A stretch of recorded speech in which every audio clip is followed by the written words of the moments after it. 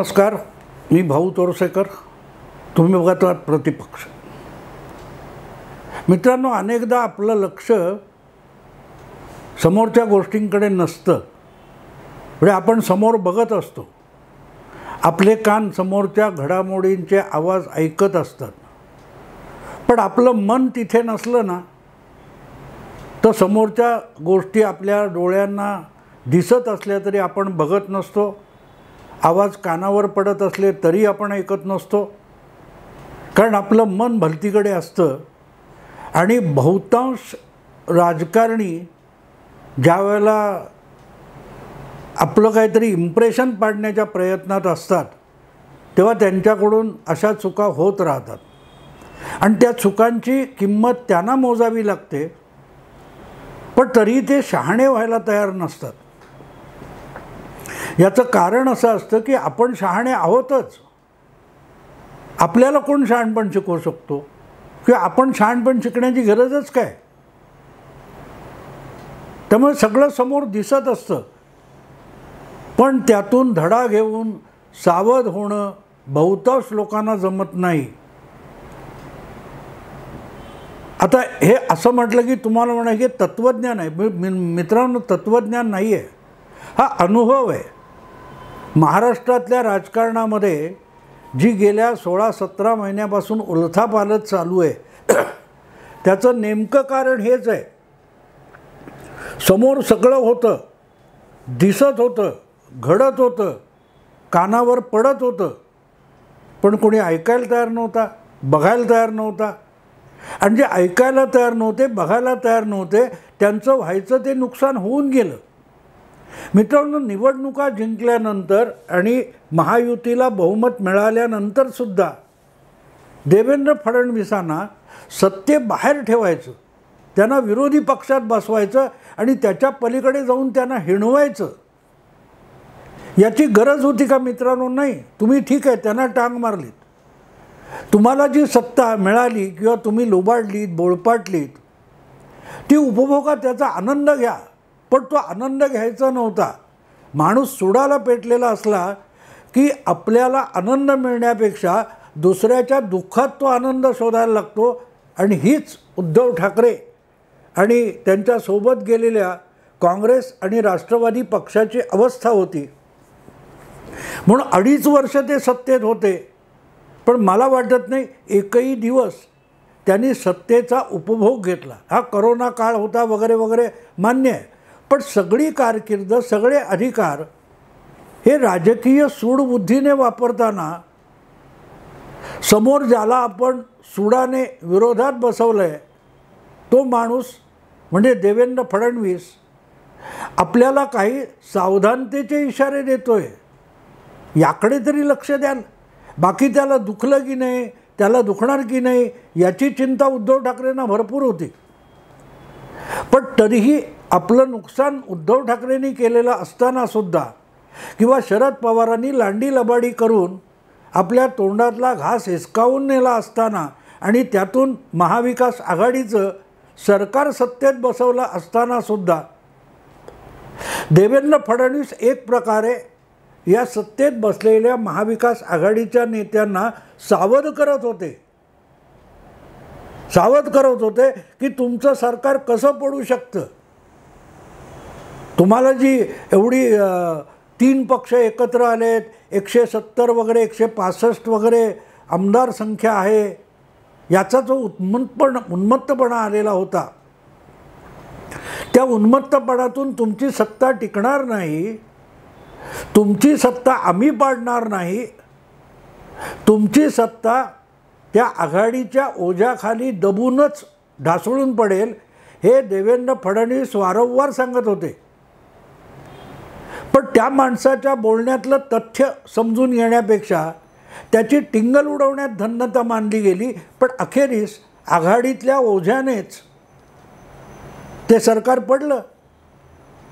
शिवसेनेला मुख्यमंत्री मिळाला, पण शिवसेनेच्या आमदारांवरच आघाडीतले उपमुख्यमंत्री अजितदादा, अर्थमंत्री अन्याय करतायत ही धारणा होती, आणि त्यालाच आघाडीतलं ओझं म्हणतात. त्यामुळे देवेंद्र फडणवीस भले आपल्याला आवडत नसतील, पण तो माणूस जे बोलतोय ते जर उद्धव ठाकरे यांनी व्यक्तिगत रागलोभ बाजूला ठेवून समजून घेतलं असतं तर त्यांना स्वतःचा पक्ष सावरता आला असता आणि आपोआपच सरकार पण सावरलं गेलं असतं, पडलं नसतं. एकनाथ शिंदेना भले भाजपची फूस असेल सगळं, पण फुटणाऱ्या आमदारांना आपली आमदारकीसुद्धा जाईल याची चिंता असायला पाहिजे. ती पण चिंता वाटली नाही.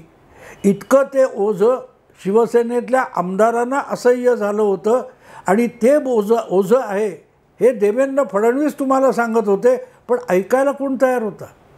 ऐकायला तयार होते का? नाही तयार होते.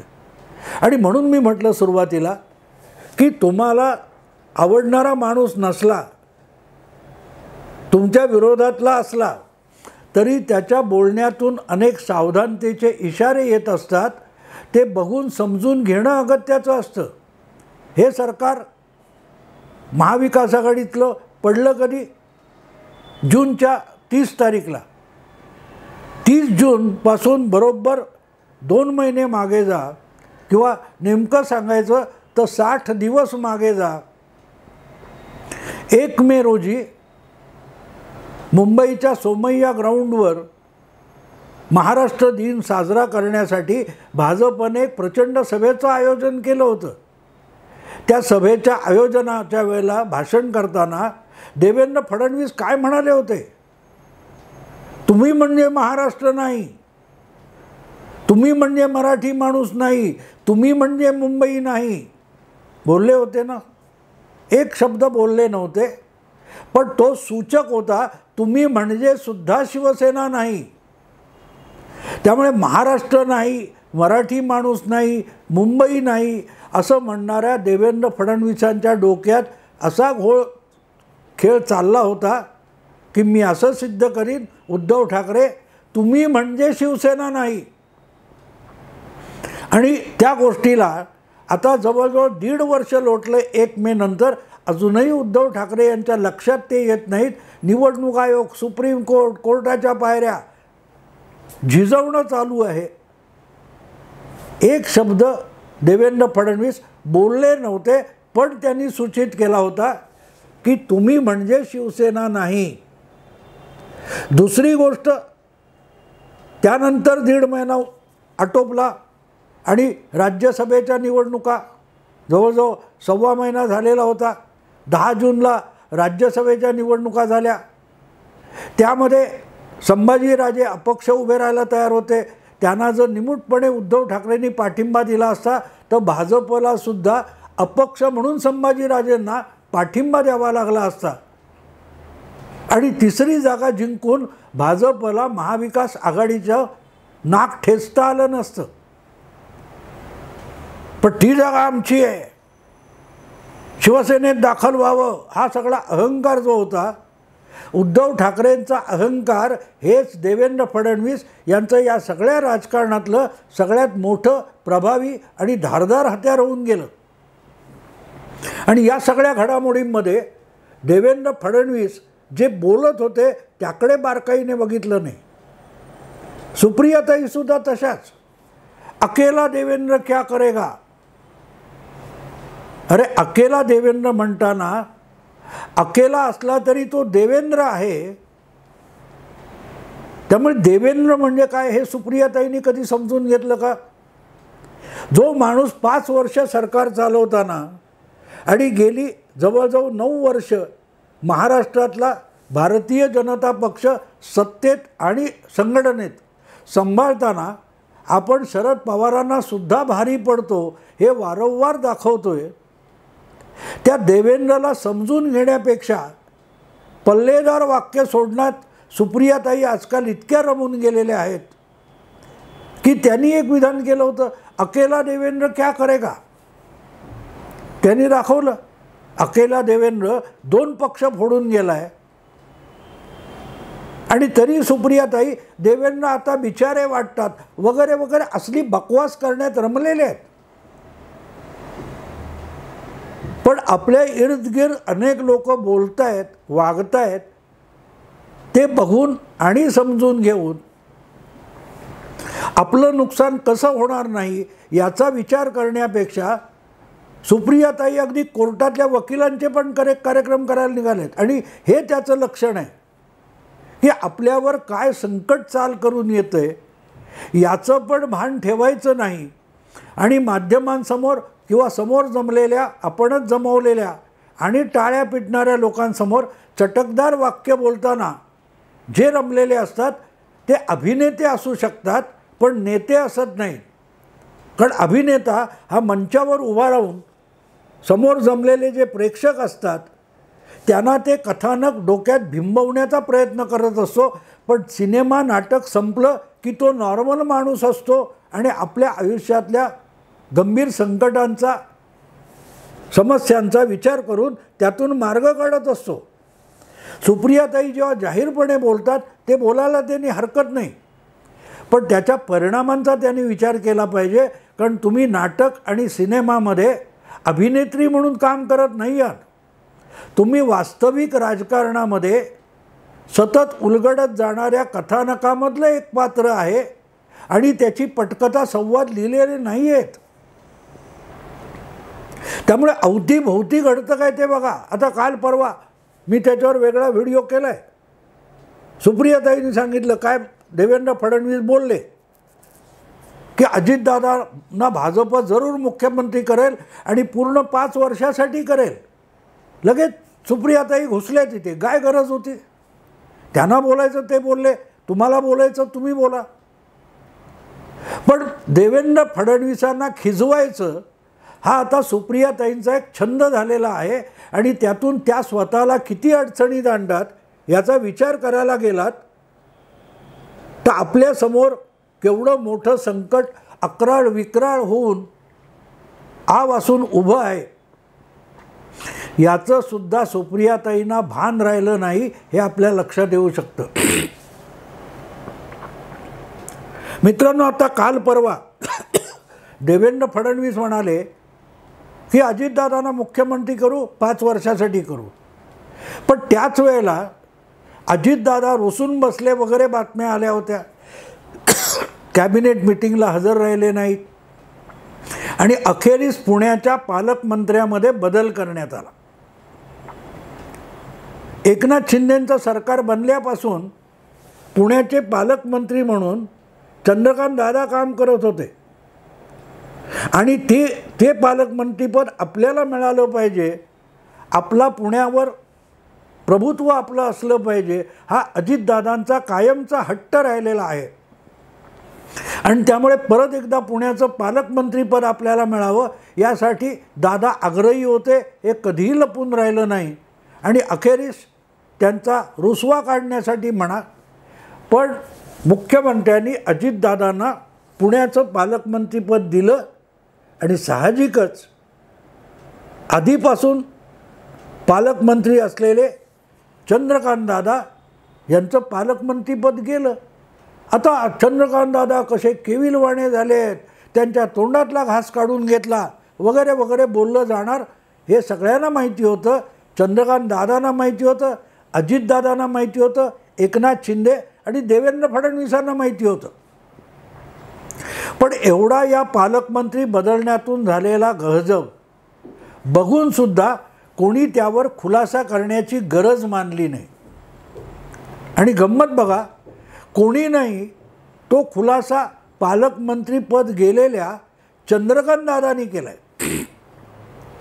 आणि म्हणून मला हा व्हिडिओ करण्यामागचा हेतू चंद्रकांत दादांचं ते एक वाक्य आहे जे चंद्रकांत दादांनी माध्यमांसमोर उच्चारलं असेल, पण त्यामध्ये सुप्रियाताईंसाठी एक फार मोठा सावधानतेचा इशारा सामावलेला आहे.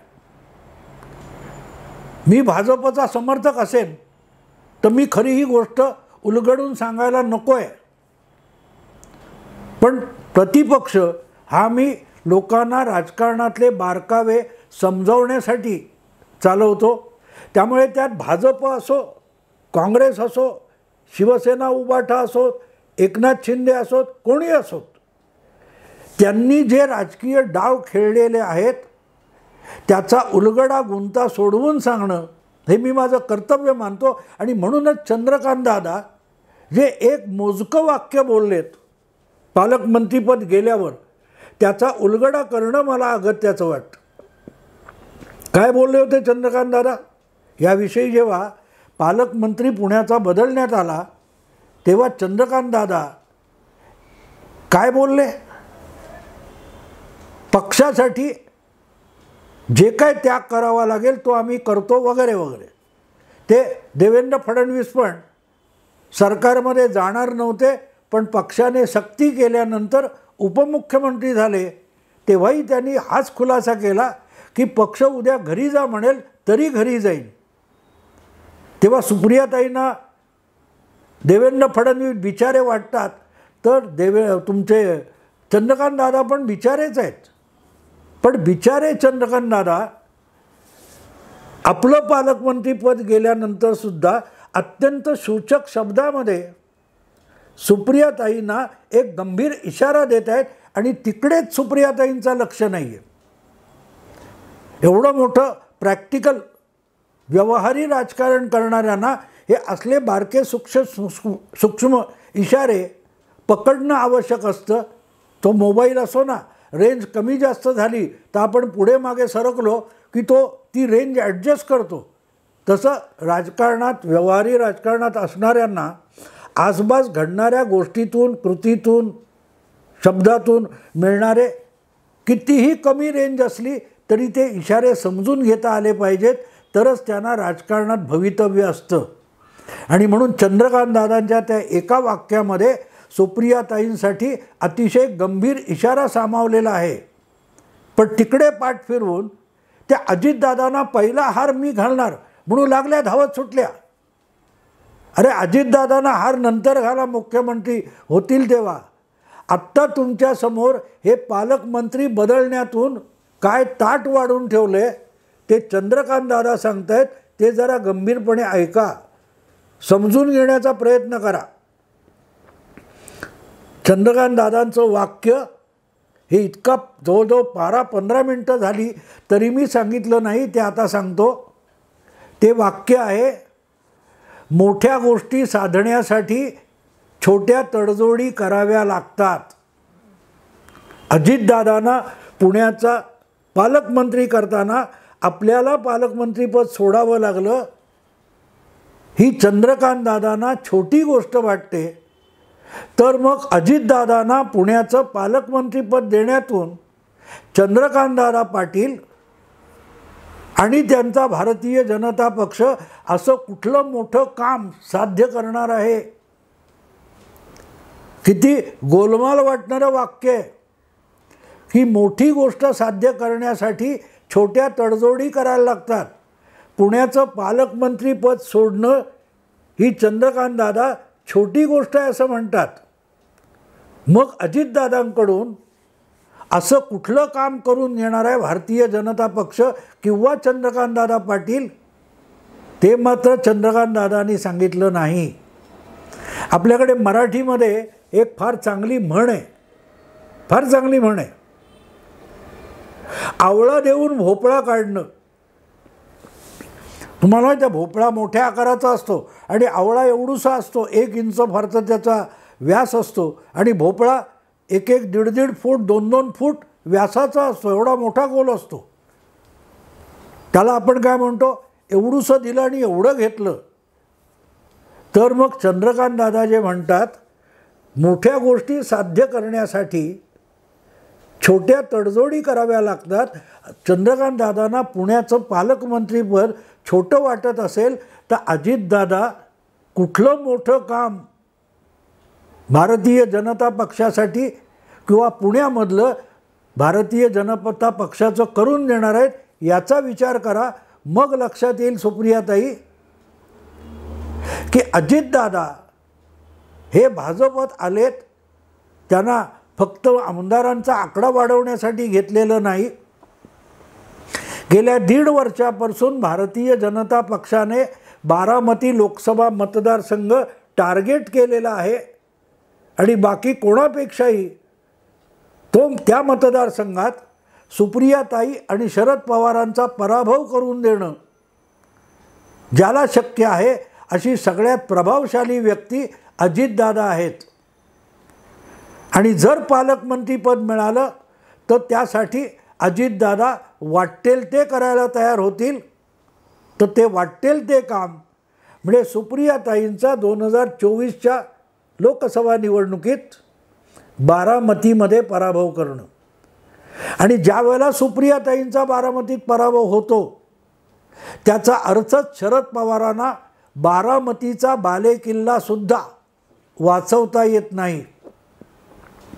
ज्या माणसाला आपला बालेकिल्ला वाचवता येत नाही तो महाराष्ट्राचा आणि राष्ट्रीय नेता म्हणवून घेऊ शकतो का मित्रांनो?